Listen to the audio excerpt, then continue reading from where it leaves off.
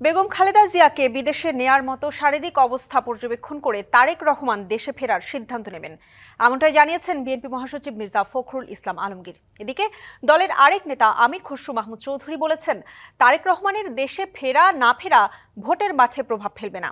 আরও জানান, দেশে ফিরবেন কিনা তা তার ব্যক্তিগত ও পারিবারিক সিদ্ধান্ত।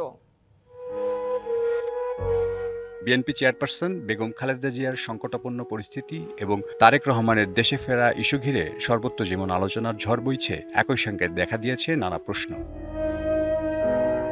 এ বিষয়ে বিএনপি মহাসচিব জানান, বেগম খালেদা জিয়াকে বিদেশে নেয়ার মতো শারীরিক অবস্থা পর্যবেক্ষণ করে ভারপ্রাপ্ত চেয়ারম্যান তারেক রহমান দেশে ফেরার সিদ্ধান্ত নেবেন।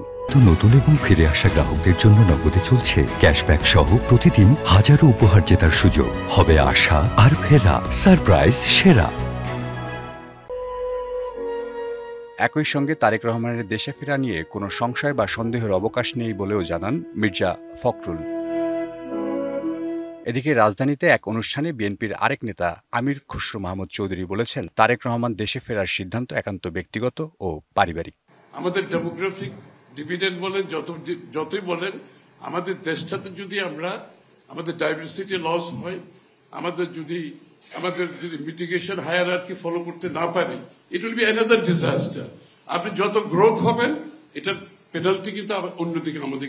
We have to be very careful. ক্ষমতায় গেলে বিএনপি কর্মসংস্থানের ক্ষেত্র তৈরিতে জোর দেবে, তবে কোনো মেগা প্রকল্প হাতে নেবে না বলেও জানান বিএনপির সিনিয়র এই নেতা। ডেমোক্রেসি যেটা আমরা ফলো করতেছি। Sania Ahmed, DVC news, Dhaka.